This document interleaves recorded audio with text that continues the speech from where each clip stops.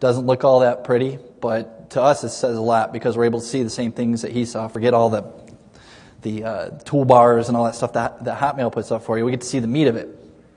And if this says anything to you, I know it's hard to see out there, but this says there's 2 normal messages in here, nothing really big. So we went through his IE, nothing. So the next step is to go through,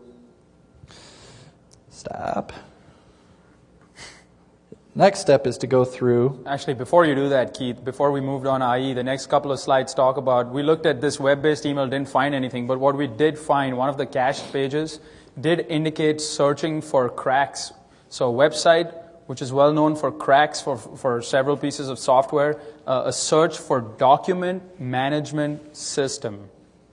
So that was very indicative of someone sitting on that system, at least having an intent to break into a document management system.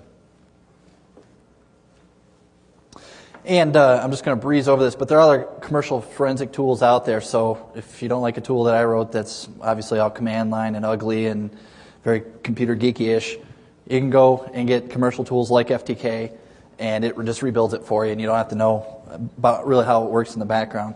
But we looked through the rest of his cache, and we didn't see anything else that that alerted us. So cracks, what we did find were cracks were searched on March 10, 2007. What's important about that date? We know that Joe Schmo was on vacation from March 7 to March 21st, right? And before I proceed with that, let me test your memory. Who was the AUSA on Keith's case? Anyone remember the name of the assistant U.S. attorney on Keith's case here? There's a giveaway for that. I heard somebody say it. Someone said it? No, the assistant U.S. attorney, not the victim. No. Not the agent. Morrow, okay, you get the T-shirt. I just wanted to give it away. I'm sorry, I had to break my chain of thought here. Okay, so back to this case. Sorry about that.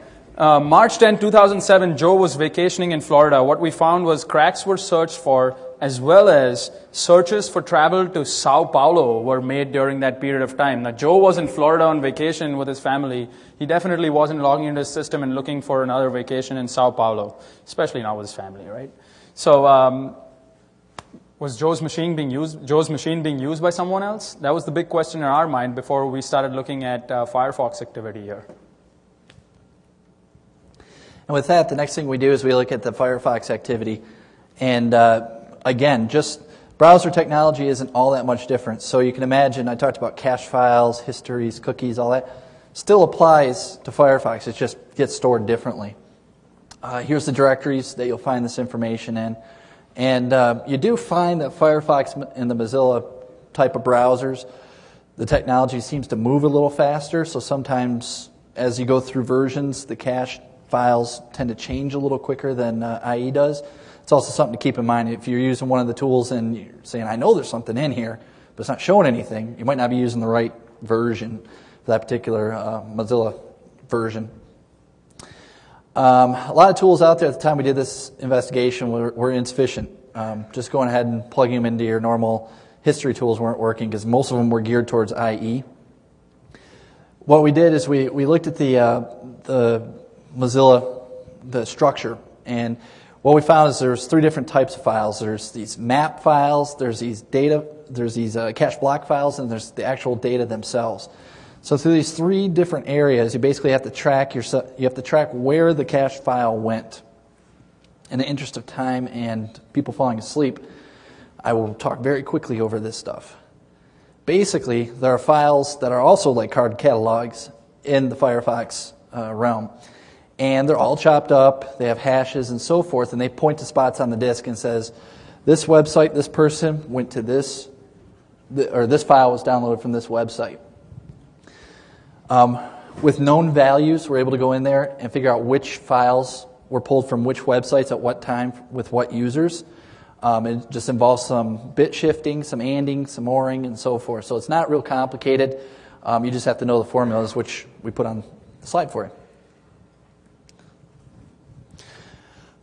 Able to build back where the data is actually located. Now, you might want to make a note. I'll wave my hands here for a minute. Keep it on the slide. The one in blue is probably a mistake in your slides. You have to left shift it, not multiply it. We hit the wrong button when we were typing these slides. Just want to point that out for you. It's, again, some left shifts and so forth, and we're able to get the numbers, point right to the data files.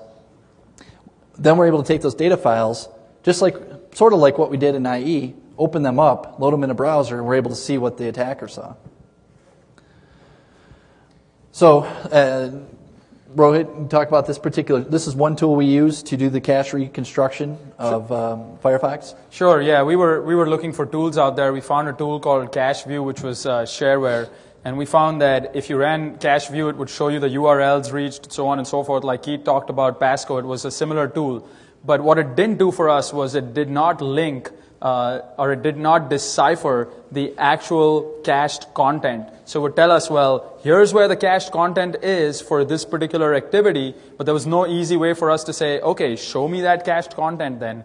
We just kind of knew that there was a file with the cached content with some sort of encoding in there, which we didn't know at that point in time. So Cache View did help a little bit, but we had to do a bunch of manual things to get that sorted out and working.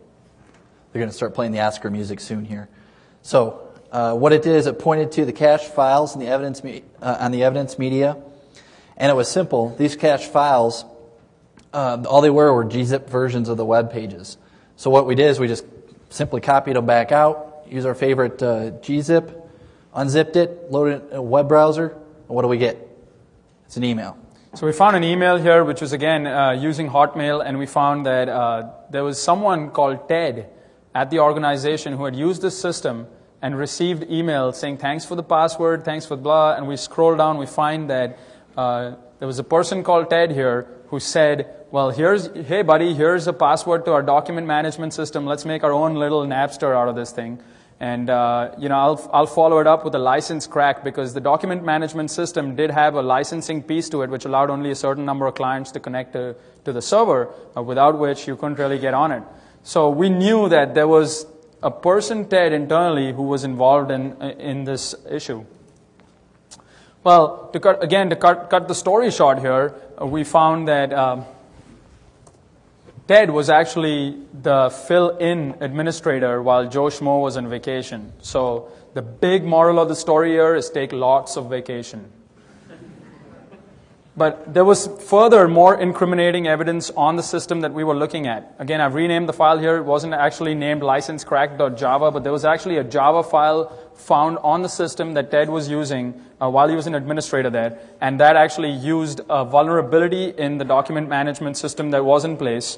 We analyzed it. We understood the vulnerability. It was a replay attack, which allowed an attacker to basically set up his own little server, which told the client, yeah, you look authorized, you're licensed. So the decision for licensing was being made at the client end. We determined that, and that's what licensecrack.java was doing, was actually having the system fool the client and believing that it was a legitimate client.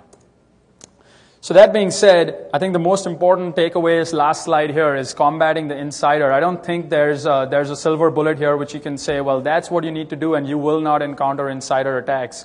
I think they're here to stay, but there's a lot of things that one can do to aid in investigation and also maybe prevent them. As we saw here, audit trails are key, so extensive logging. More importantly, if the logs are accessible to the administrators and they can delete them, obviously that's a problem. People scoff, I myself, you would scoff when auditors came and said, where's the pre-employment background check? All that's important, but we've seen in the past that is important. Just going back to the case of Roger Duronio, Keith, you want to talk about that as far as pre-employment? Yeah, he had prior convictions. And, one of the things I take cue from financial institutions, a lot of financial institutions I deal with in the New York City area, people who work there, I know them, they say, well, they're supposed to take 2 continuous weeks of vacation every year, mandatory, 2 weeks continuous. The reason for that is they want them to chill out, sure, but they also want them to be away so they can detect any fraudulent activity or collusion they might be up to. So I think that's a great mechanism, and I'd love it. And the last 2 points, which are as important as any others out there, monitoring outbound activity. Richard Baitlick's written books on it, extrusion detection. System administrators have argued with me that it's not important, but believe me, it is important. Watch for what's leaving your organization, both network traffic, files, etc. And finally, a lot of the cases that Keith and I have worked on together is employee termination. When key employees are terminated, a lot of times they are disgruntled, and there aren't comprehensive employee termination procedures at most organizations that make sure that access is cut off cleanly. So there's people who get access back through VPNs, and how hard would it be had someone masqueraded as Roger Duronio. So with that being said... Not only that, but things like taking an image of somebody's computer system when they're leaving. They might be the nicest guy in the world, but you never know. 6 months down the road, something might happen, and at least you have the evidence somewhere. So that being said, I saw which meant that we are out of here. So again, if you have questions, Keith and I will be around for a bit, and we'd be happy to answer them. Thanks for coming.